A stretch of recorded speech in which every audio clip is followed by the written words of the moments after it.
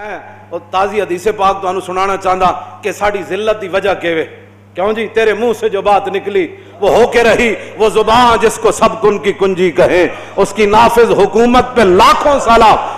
عن ابن عمر قال سمعت رسول اللہ صلی اللہ تعالی علیہ وسلم یقول، عبداللہ بن عمر حضرت عمر کے صاحبزادے فرماتے ہیں میں نے رسول اللہ کو فرماتے ہوئے سنا۔ یہ ابو داؤد شریف میرے پاس سیاہ ستہ کی کتاب البیوع کے اندر امام نے بے اینا کے تحت اس حدیث کو نقل فرمایا۔ کیا فرمایا کہ حضور میں نے حضور کو فرماتے ہوئے کیا سنا، توجہ نہ رہا، کان کھول کے سننا۔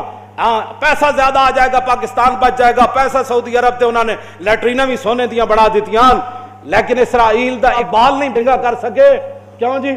اور اجڑ گیا فلسطینی تے غزہ والے، شام اجڑ گیا، عراق اجڑ گیا، مصر اجڑ گیا، تو پیسے نہ تو حضور نے فرمایا نہیں نہ میری امت بچے گی۔ سنو ذرا حضور نے کیا فرمایا۔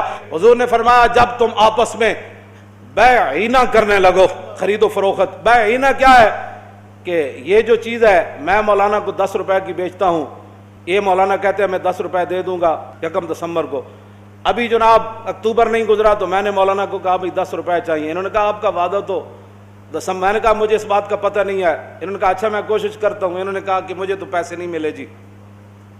میں پھر ان کو کیا کہتا ہوں کہ یہ 5 روپے کا مجھے واپس دے دو اور 5 روپے میرے آپ پر قرض رہ گئے، اس کو کہتے ہیں بیعینہ، یہ سود کی ایک قسم ہے نا۔ حضور نے فرمایا جب تم بیعینہ کرنے لگو وَأَخَذْتُمْ أَذْنَابَ الْبَقَرِ وَرَضِيتُمْ بِالزَّرْعِ، حضور نے فرمایا تسی بیلاں دیاں دماں پکڑ کے کھیتی باڑی لگ جاؤ، مراد کھانے کمانے لگ جاؤ، اپنی بلڈنگاں اپنے کاروبار ودھانے شروع کر دیو، وَتَرَكْتُمُ الْجِهَادَ، اور فرمایا تم اللہ کی راہ میں جہاد کو ترک کر دو۔ بیعینہ اور کاروبار میں میری امت حضور نے فرمایا لگ جائے اور جہاد کر دے ختم، تو پھر ہوگا کیا؟ سلط اللہ علیکم ذلن، پھر اللہ تم پر ایسی ذلت مسلط کرے گا، اللہ مسلط کرے گا تمہارے اوپر، ثم لا ینزع، پھر وہ ذلت کبھی بھی ختم نہیں ہوگی۔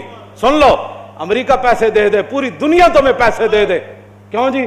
سعودی عرب کے پاس سارے دنیا کے پیسے آ جائیں، مصر کے پاس آ جائیں، یمن کے پاس آ جائیں، پاکستان کے پاس آ جائیں، ملیشیا کے پاس آ جائیں، افغانستان کے پاس آ جائیں، اردن کے پاس آ جائیں، اور انڈونیشیا کے پاس آ جائیں، اور بوسنیا چیچنیا سب کے پاس پیسہ آ جائے، پوری دنیا دیا نعمتاں انہاں دے خزانے زمین اگلن دے دے وے۔ حضور نے فرمایا جیڑی اللہ تواڈے تے ذلت مسلط کرے گا نا لا ینزع، اس کو کبھی بھی ختم نہیں کرے گا۔ کب ختم ہوگی؟ حتی ترجعوا الی دینکم، یہاں تک کہ تم اپنے دین کی طرف واپس آ جاؤ۔